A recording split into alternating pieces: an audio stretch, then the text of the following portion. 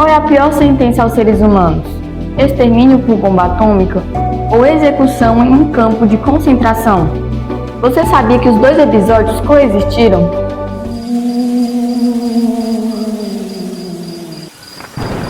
Os mortos recebem mais flores que os vivos, porque o remorso é mais forte que a gratidão.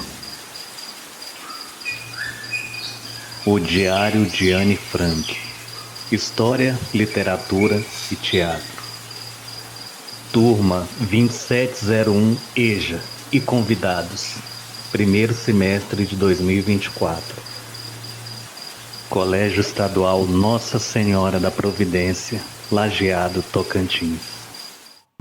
No dia 6 de julho de 1942, Anne Frank e sua família tiveram que fugir e se esconderem dos avanços nazistas contra os judeus. Se hospedaram durante 2 anos e 28 dias em um lugar apelidado de Anexo Secreto. Nesse local foi produzido seu famoso Diário de Anne Frank. Anne Frank e sua família foram capturados em 4 de agosto de 1944. Este documentário tem o intuito de relatar trechos reais do Diário de Anne Frank com o movimento vivido daquela época. A Segunda Guerra Mundial. Um paralelo de ideais e sonhos interrompidos por um regime alemão altamente autoritário. Aproveite, nossa querida Kitty.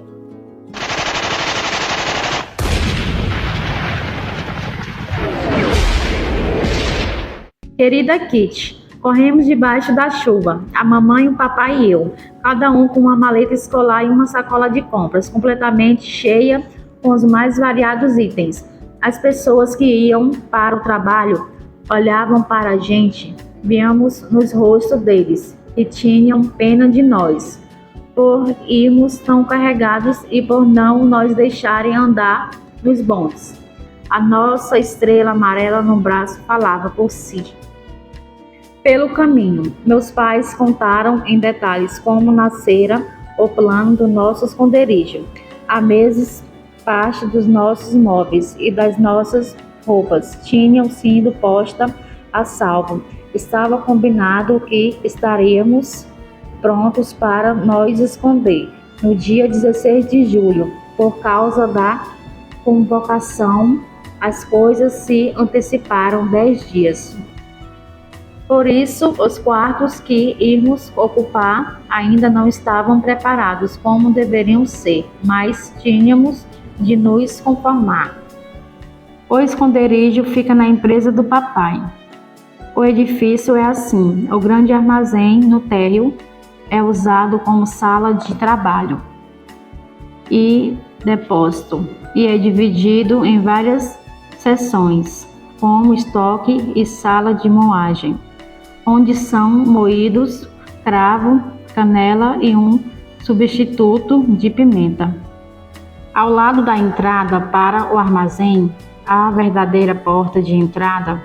Passada a porta, subimos uma escada de poucos degraus até uma outra porta, onde, sobre vidros foscos, está escrito em letras pretas a palavra escritório. É um escritório grande, muito grande mesmo, muito claro e abarrotado de móveis.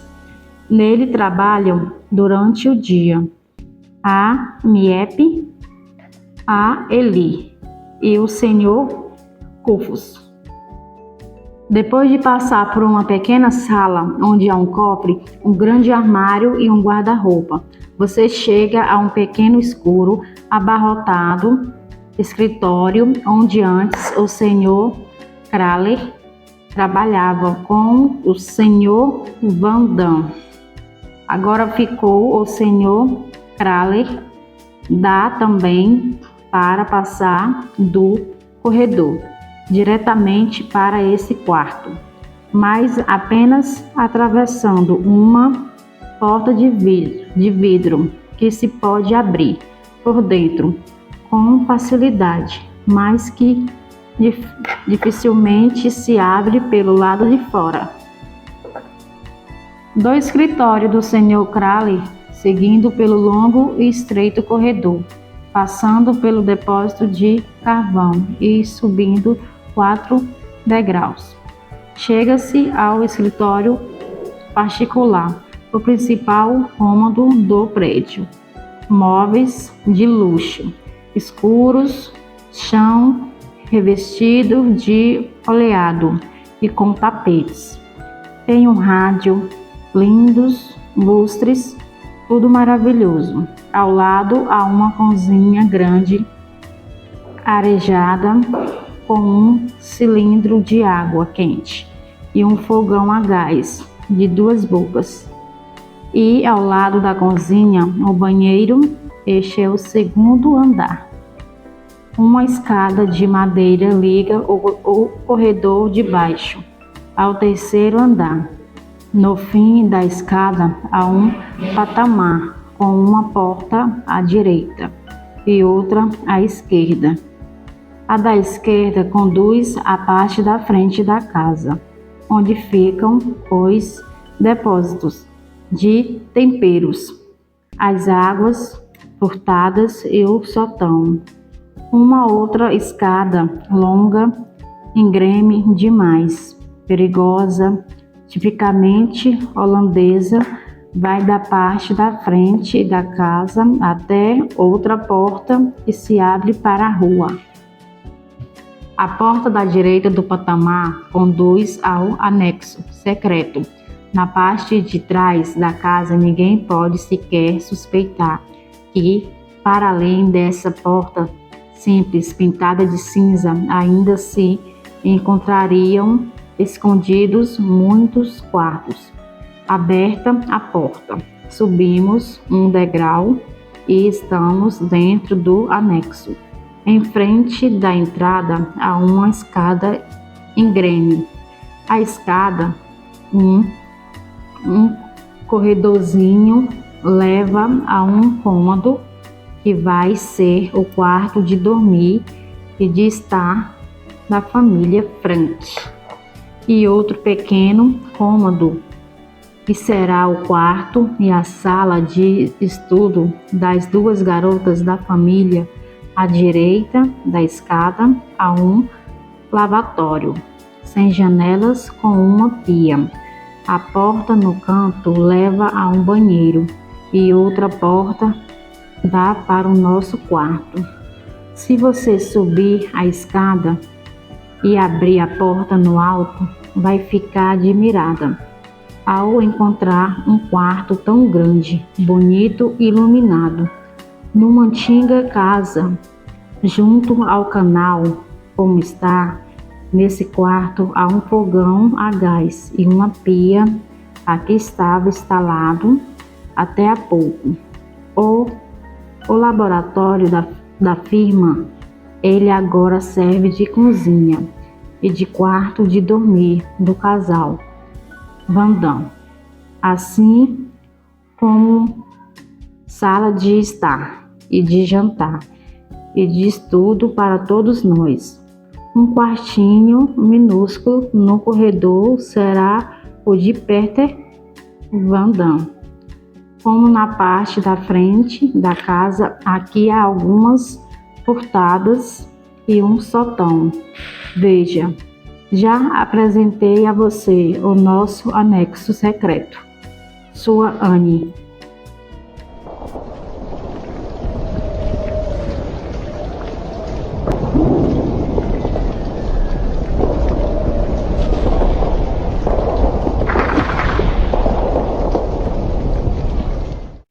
Querida Kitty, faz um mês que deixei você de lado.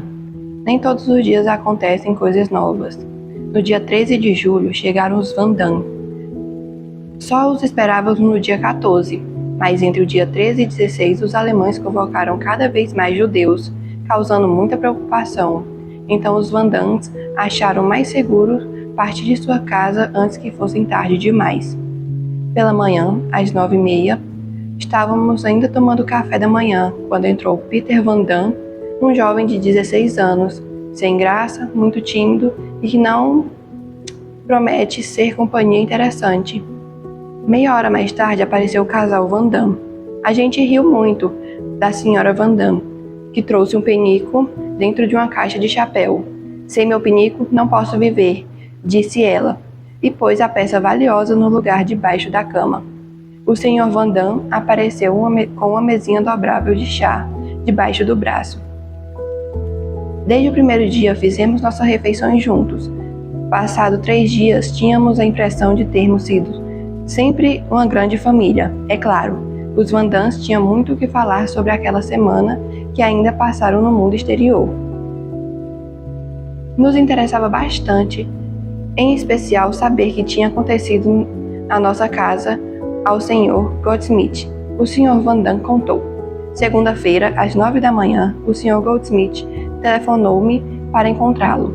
Fui imediatamente e o encontrei muito perturbado. Mostrou-me um papelzinho que tinha deixado. Seguindo as instruções, ele pretendia levar a gata ao vizinho. E eu concordei que era uma boa ideia. Ele tinha medo que a polícia revistasse a casa e por isso percorreu todos os cômodos arrumando tudo e limpando bem a mesa. De repente descobri que em cima da escrivania um caderno do Sr. Frank com um endereço qualquer em Maastricht. Mesmo sabendo que a Sra. Frank havia esquecido o caderno de propósito, fingi surpresa e pedi ao Sr. Goldsmith para, com toda urgência, queimar aquele papel incriminador.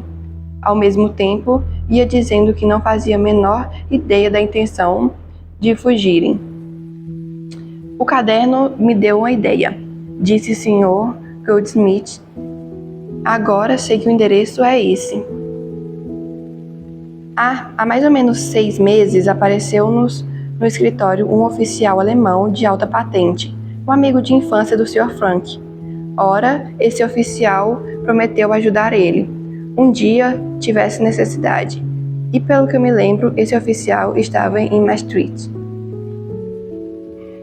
Suponho que cumpriu a promessa e que levou o Sr. Frank à Bélgica e de lá para junto dos parentes dele na Suíça. Pode contar isso aos amigos e perguntarem pelo Frank, mas não mencione Maastricht, por favor. Depois fui embora. A história correu e até foi me contada por várias vezes, segundo essa mesma versão. Achamos a história muito engraçada, rimos bastante da força de imaginação de algumas pessoas.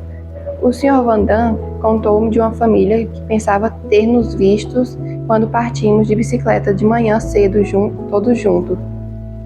Uma outra senhora sabia categoricamente que um automóvel militar foi buscar em plena noite sua Anne.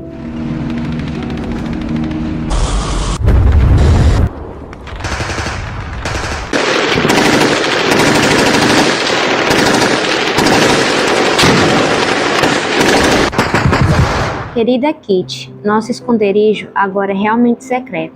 O Sr. Kraler teve a boa ideia de tapar a porta de entrada do anexo. A polícia está fazendo muitas buscas nas casas atrás de bicicletas escondidas. O Sr. Vossen construiu uma estante giratória que abre para o lado como uma porta. É claro que para isso, o Sr. Vossen teve que saber do nosso segredo. Ele está nos ajudando muito. Agora, antes de descermos, temos de nos abaixar e depois damos um pulo porque o degrau desapareceu. Depois de 3 dias, tínhamos todos a testa cheia de galos, porque como não tomávamos cuidado e não estávamos habituados, batíamos quase sempre contra a portinha. Então Peter pregou uma almofadinha de serragem. Vamos ver se vai dar certo. Não tenho estudado muito, dei a mim mesma férias até setembro. O papai quer começar a me ensinar, mas precisamos comprar os livros primeiro. A nossa vida aqui é pouco variada. Peter lavou o cabelo hoje, mas isso não tem nada de especial. O Sr. Van Damme e eu estamos sempre brigando. A mamãe me trata como se eu fosse um bebê, o que eu não suporto. De resto, as coisas estão indo bem. O Peter também não tem graça. É chato e preguiçoso, passa a maior parte do dia estendido na cama. Às vezes, se levanta, faz um servicinho de carpintaria e torna a se deitar. Que idiota! Está um lindo dia lá fora, bonito e quente, e apesar de tudo, a gente aproveita o clima, se espreguiçando na cama dobrável e no sótão. Sua Anne.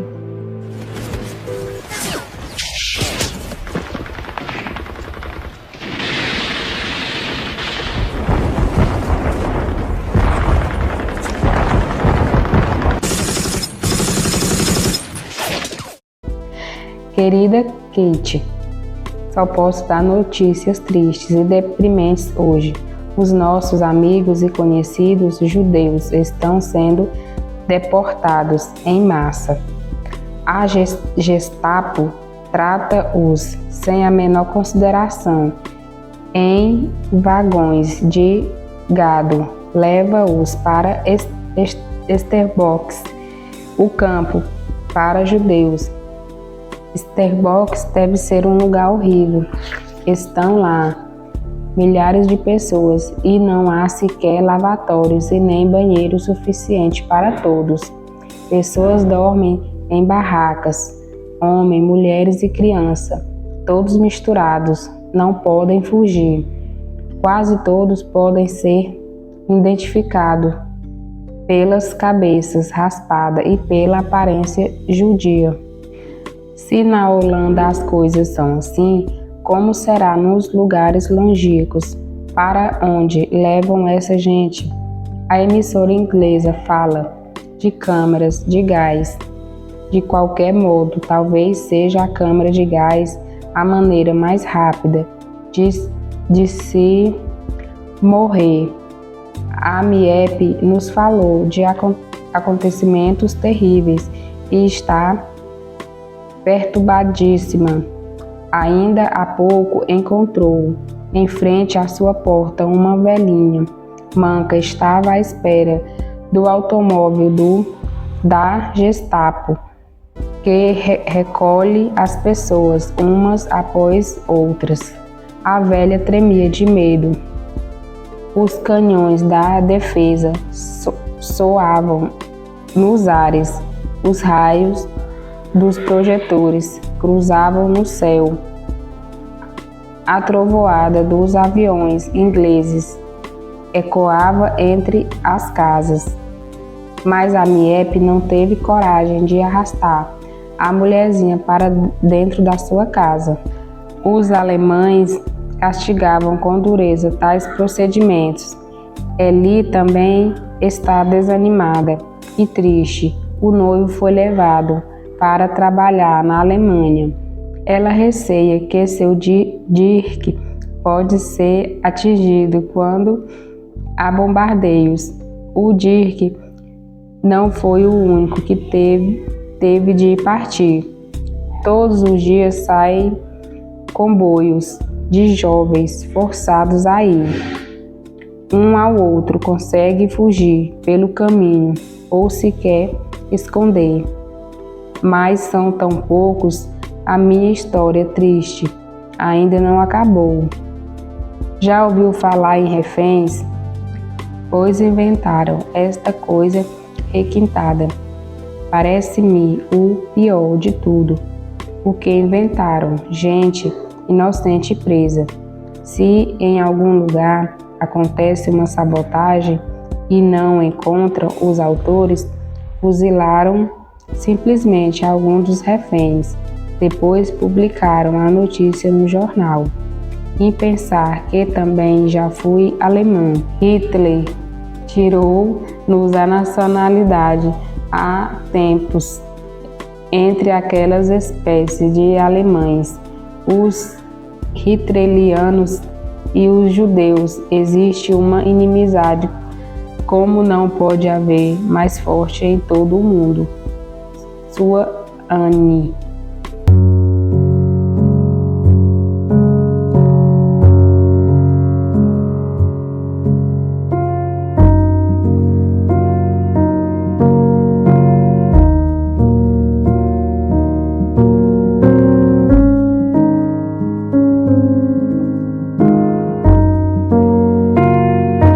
Querida Kitty, no domingo, a parte do norte do posto de Amsterdã foi terrivelmente bombardeada. Dizem que os danos são graves, ruas inteiras foram transformadas em montanhas de entulho e ainda passaram muitos dias sem encontrar todos os cadáveres. Até agora, contaram 200 mortos e inúmeros feridos. Os hospitais estão lotados, crianças vagueiam entre as ruínas à procura dos pais.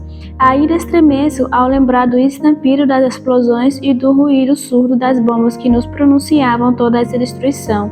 Sua Anne.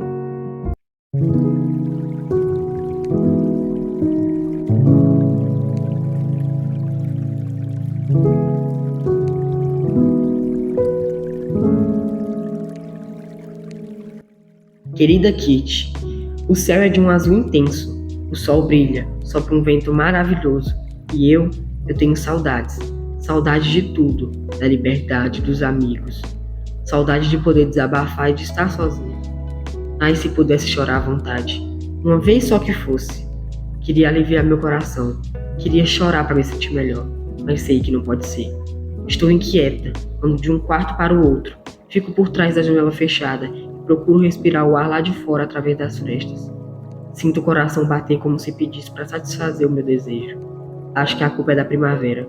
Sinto-a despertar em todo o meu corpo e em toda a minha alma. Tenho que me esforçar para conservar a minha calmaria. Sinto uma grande confusão. Não consigo ler, nem escrever, nem fazer seja o que for. Só sei que tenho saudades. Sua Anne.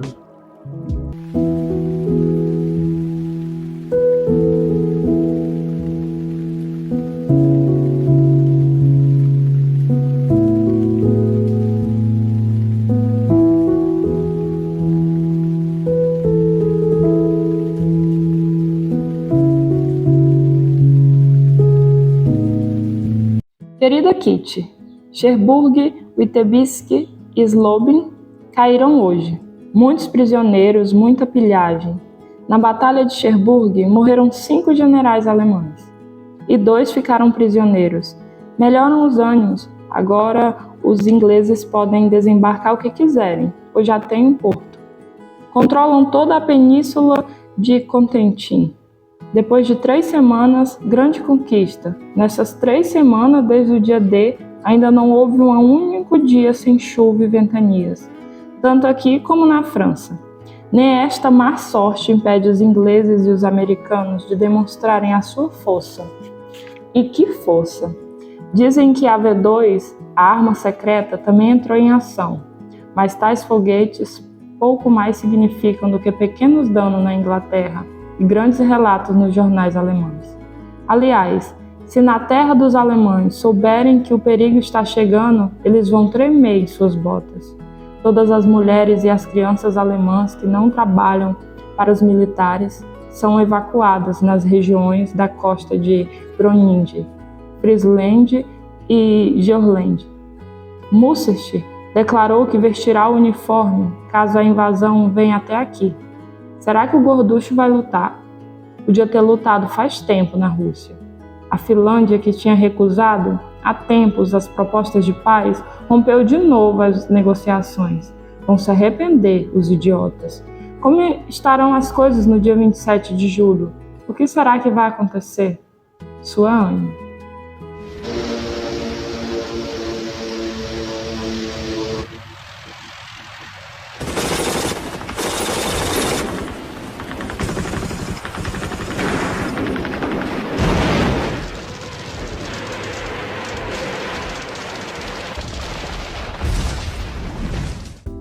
Querida Kitty, um feixe de contradições.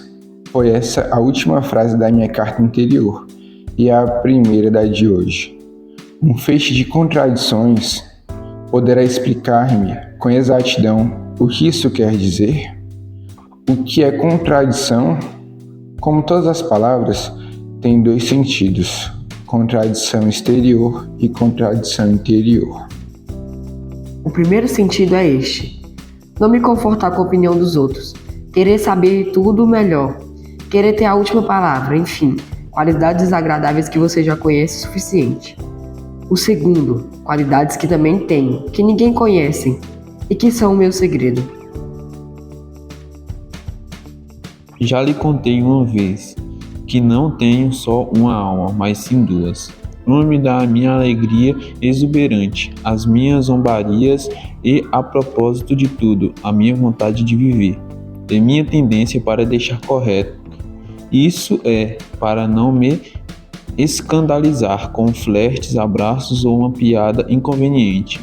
Essa primeira alma está sempre à espreita e fez tudo para suplantar a outra, que é mais bela, mais pura, mais profunda. Essa alma boa da Anne, ninguém a conhece, não é verdade? E é por isso que tão poucas pessoas gostam de mim. Sei que vê em mim um palácio divertido para uma tarde, Depois ficam cansados de mim por um mês. No fim das contas, sou como um filme romântico para gente séria. Uma simples distração, um divertimento. Alguma coisa de que se esquece depressa. Não exatamente má. Contudo, também nada de especial. Não é agradável contar isso, mas por outro lado, por que não haveria de contar se é a pura verdade? Esse é o meu lado superficial, tentará sempre afastar o outro, o mais profundo, e alcançará por isso a vitória. Você não pode fazer ideia de quantas vezes tenho tentado afastar, espancar ou esconder esta Anne, que não passa da metade daquilo que se chama Anne, mas não adianta, e bem sei o porquê. Tenho medo de que todos os que me conhecem, tal como costumo ser, possam descobrir o meu outro lado, o mais belo, o melhor. Tenho medo de que riam de mim, me achem ridícula e sentimental, e não me levem a sério. Estou habituada a não ser tomada a sério, mas justamente a Anne mais fácil, que suporta isso. A mais profunda não tem forças para tanto empurro. Às vezes a boa Anne, para a luz da ribalta, mesmo que seja por um escasso quarto de hora, mas logo que ela tem de falar, contrai-se e fecha-se de novo na sua concha passada. A palavra a Anne número 1, e antes que eu me dê conta, a boa já desapareceu.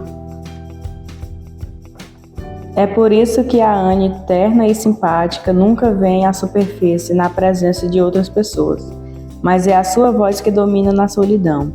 Sei exatamente como gostaria de ser, sei como sou o seu íntimo, mas infelizmente sou assim quando estou sozinha comigo mesmo. É isso, talvez, não seguramente, a razão por que me chamo minha natureza íntima de uma natureza feliz, e porque os outros chamam feliz minha natureza exterior. No meu interior, a Anne pura é que me indica o caminho. Exteriormente, não passo de um cabritinho que pula de alegria e de animação. Vejo e sinto as coisas como modo que exteriorizo as de outro. E tenho, por isso, a fama de ser uma adolescente doida por garoto. Sempre a flertar, sempre impertinente e sempre lendo romance. A Anne alegre ri, dá respostas atrevidas, encolhe os ombros com indiferença como se isso nada tivesse a ver com ela. Mas ai de mim, a Anne calada reage ao contrário. Como sou sempre franca, confesso que tenho pena, que me esforço terrivelmente por me modificar, mas que luto sempre contra forças superiores a minhas. Dentro de mim uma voz sussurra. Está vendo o resultado? Más opiniões a seu respeito. Rostos zombeteiros, gente que acha antipática, e tudo isso porque não quer ouvir os conselhos do seu próprio lado bom. Aí, bem que eu queria ouvir, mas não consigo. Quando estou calada e séria, todos pensam que estou representando uma nova comédia. Para me salvar, só me resta dizer uma piadinha.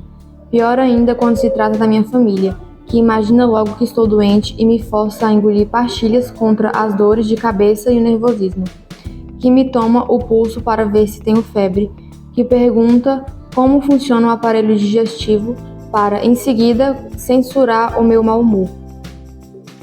Não suporto semelhante coisa. Quando me tratam dessa maneira, torno-me ainda mais impertinente. Fico triste e, por fim, viro o meu coração do avesso, com o lado mal para fora e o bom para dentro. E continuo a procurar um meio para vir a ser aquela que gostaria de ser, que era capaz de ser, se não houvesse mais ninguém no mundo. Sua Anne. No dia 1º de agosto de 1944, Anne Frank produziu o último texto de seu diário. 3 dias depois, a sua família foi presa pela Gestapo, polícia secreta nazista, e enviada para os campos de concentração. Vandenberg teria entregado o endereço do esconderijo dos Frank para poder salvar sua própria família, que foi poupada dos campos. Encontrado no sótão em que Anne Frank e sua família se escondiam da perseguição nazista, O Diário de Anne Frank foi lançado em 25 de junho de 1947, 2 anos após a morte da menina. Relatos informam que em fevereiro de 1945, Anne Frank morre de tifo, vítima das condições desumanas do campo de concentração, 3 meses antes de completar 16 anos.